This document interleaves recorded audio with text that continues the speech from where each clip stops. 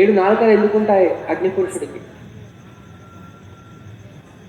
సైడ్ల నుండి కూర్చొని హోమంలో అయ్యగారు నెయ్యి వేస్తుంటే మీరు మిగతా ద్రవ్యాలు వేస్తారు కదా, అటుకులు, బెల్లము, పాయసము, 7 దిక్కుల నుండి వేస్తే 7 దిక్కుల నుండి స్వీకరించాలి కదా, తినాలి కదా అగ్నిపురుషుడు. 7 నాలుకలు ఉండాలి కదా, 7 నాలుకలు ఉంటాయి. ఈ 7 నాలుకల నుండి అగ్నిపురుషుడు మనం వేసిన ద్రవ్యాలను స్వీకరిస్తాడు.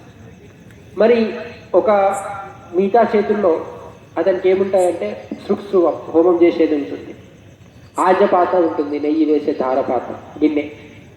ఈయన డ్యూటీ ఏంటి? అగ్నిం దూతం రుణీమహే హోతారం విశ్వవేదసం అస్య యజ్ఞస్య సుకృతం. అంటే దేవతలకు దూతనట. దూత అంటే పనివాడు. ఈయన ధర్మం ఏంటి? ఓం శ్రీం హ్రీం క్లీం గౌం గం గణపతయే వరవరద సర్వజనం మే వశమానే స్వాహ. లక్ష్మీ గణపతి మంత్రం. ఈ మంత్రం చెప్పి బ్రాహ్మణుడు నెయ్యి వేయగానే మీరు ద్రవ్యం వేస్తారు, అటుకులు, బెల్లం. ఇవి తీసుకెళ్ళి గణపతికి ఇస్తాడు. ఎందుకు? గణపతి మంత్రం చెప్పాం కాబట్టి. వింటున్నారా? అదే చండీ మంత్రం చెప్పారు, అప్పుడు వెళ్ళి చండీదేవికి ఇస్తాడు. లక్ష్మీ మంత్రం ఓం శ్రీం హ్రీం శ్రీం కమలాలయే ప్రసీద ప్రసీద శ్రీం హ్రీం శ్రీం మహాలక్ష్మే నమో నమః స్వాహ. మహాలక్ష్మీదేవికి ఇస్తాడట ఈ ద్రవ్యం తీసుకెళ్ళి. అంటే ఈయన పని ఏంటి?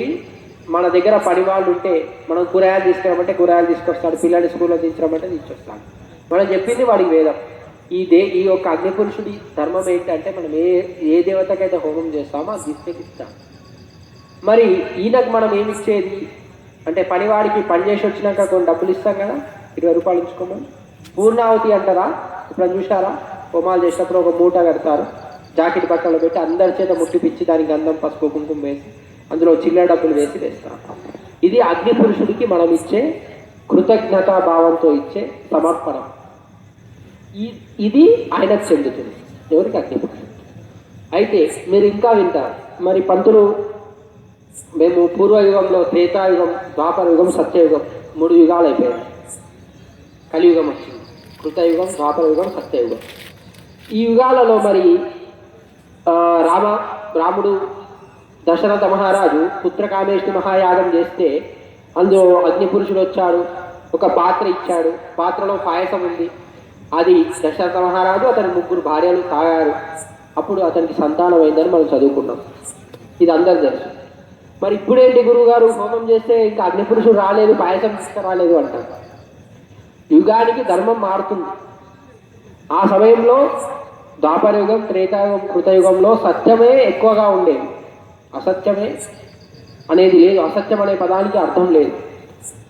అప్పట్లో ఆ కాలంలో అగ్నిపురుషుడు నిజంగా యజ్ఞగుండంలో వచ్చేవాడు. ఇప్పుడు మరి ఎలా వస్తున్నాడు? ఇప్పుడు కూడా వస్తాడు. ఎలా వస్తాడు? ధూమధ్వజం, పొగ రూపంలో వస్తాడు. ఆ పొగ ఇల్లంతా పాకుతుంది, ఇంకా చుట్టుపక్కల బాగా. ఈ పొగ మనకుండే సమస్యల్ని నివారిస్తుంది, ఆ పొగను పీల్చుకోవడం వల్ల. సైన్స్ వల్ల కూడా ప్రూఫ్ అయింది. ఎక్కడైతే హోమం చేస్తారో ఆ చుట్టుపక్కల ఆక్సిజన్, కార్బన్ డైఆక్సైడ్ని ప్రాణతోని ఆక్సిజన్ ఇస్తుంది. ఇది సైంటిఫికల్గా చాలామంది తెలుసు. ఆవు నెయ్యి వల్ల ప్రపంచం ఎంత ప్రాణవాయువు ఉత్పత్తి అవుతుందో అందరికీ తెలుసు, ఆక్సిజన్ ఉత్పత్తి అవుతుంది. రెండో విషయం, ఈ హోమం చేసిన తర్వాత దాని యొక్క ఫలితం అనేది కూడా ఒక్కొక్క దానికి ఒక్కొక్క రకంగా ఉంది.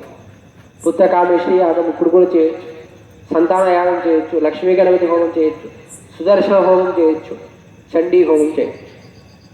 అంటే ఇక్కడ అన్నీ ఉన్నా కూడా మళ్ళీ ఇంకో శ్లోకం ఉంది.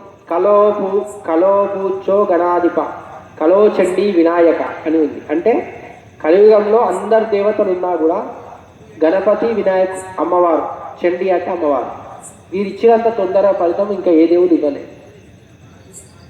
అర్థమైందా? అందుకే ఎక్కడైనా మీరు చేస్తుంటే గణపతి హోమం కానీ చండీ హోమం కానీ చేస్తే దాంట్లో తిరుగు అనేది లేకుండా త్వరగా ఫలితాన్ని ఇస్తుంది. అయితే ఈ సృష్టి అంతా కూడా మొత్తం మాయ చేత కప్పబడి ఉంది. చండీ దుర్గా సప్తశతి అని అంటారు. చండీ పారాయణం, చండీ హోమాలని మీరు అక్కడక్కడ వింటున్నారు. ఈ మధ్యలో కేసీఆర్ గారు చండీ హోమం చేసినప్పటి నుండి చండీ అంటే ఏదో తెలిసింది. అందులో శ్లోకం ఉంది, వినండి. యాదేవి మధుకేటవ ప్రశమణి యామై షోన్మూలిని యా ధూమ్రేక్షర చండముండదమణి యా రక్త బీజాశని యా శుంభాది నిశుంభదైత్యదమణి యా సిద్ధ లక్ష్మీపరా సాచండీ నవకోటి శక్తి సహిత మాం పాతు విశ్వేశ్వరీ మాతరమే మధు కైటిభగ్నిమేష ప్రాణాపహారోజ్వలే హేలా నిర్మిత ధూమ్రలో సర్వదే హేజన్న ముండార్దిని నిశేషీకృత రక్త విజనుదే నిత్యే నిశుంభామహే శుంభధ్వంసిని సంవరాశి దురితం దుర్గే నమస్తేంబికే. ఇక్కడ యాదేవి మధుకేటప ప్రశ్నని సాచండీ నవకోటి శక్తి సహిత మాం పాతు విశ్వేశ్వరి. ఒక చండీ దేవత అనే దేవత యొక్క విషయం ఏంటి, అసలు చండీ అనేది ఎందుకు ఉద్భవించిందని చెప్తే, ఈ యొక్క చండీ దేవతలో 33 కోట్ల నవకోటి శక్తి సహితం అంటే 9 కోట్ల దేవతలు కలిశారు. దేనికోసం? మహిషాసురమర్దిని అవతారంలో దుర్గాదేవికి శక్తి సరిపోయిన సందర్భంలో అప్పుడు ఇంద్రుడు బ్రహ్మ విష్ణు సమస్త దేవతలు వచ్చి అమ్మవారి లోపల కలిశారు. అందరి శక్తులు కలిసి ఆమె చండీగా అవతరించింది. ఆ చండీ మహిషాసురమర్దిని చంపుతూ మధ్యలో మద్యపానాన్ని సేవిస్తుంది. అది దేనికి? ఉగ్రం తగ్గడానికి. ఇక్కడ ఇంకా కూడా చాలామందికి ఒక అనుమానాలు వస్తుంటాయి. ఏంటి? చండీ హోమం ఇళ్లలో చేసుకోవద్దు అనే ఒక భావన. చండీ హోమం అంటే ఏదో పెద్ద దాన్ని వేరే తాంత్రికంగా భావిస్తాం. కాదు. చండీ దేవత శాంతి దేవత, గణపతి శాంతి దేవత. ఇందులో కూడా 2 ఆచారాలు ఉన్నాయి, దక్షిణాచారం వామాచారం. దక్షిణాచారం అంటే మనం పూజించేది. ఇక్కడ ఉత్తర భారతదేశంలో ఎక్కువ ఇదే ఉంది. దక్షిణం వైపు వెళ్తే, కాశీ వైపు కనుక వెళ్తే అక్కడ వామాచారం ఉంటుంది. ఆచారం అంతా ఒకటే, కాకపోతే మనం సాత్వికంగా పూజిస్తాం, వాళ్ళు రాజసంగా పూజిస్తాం. ఇందులో కూడా 3 దేవతల రూపాలు ఉంటాయి.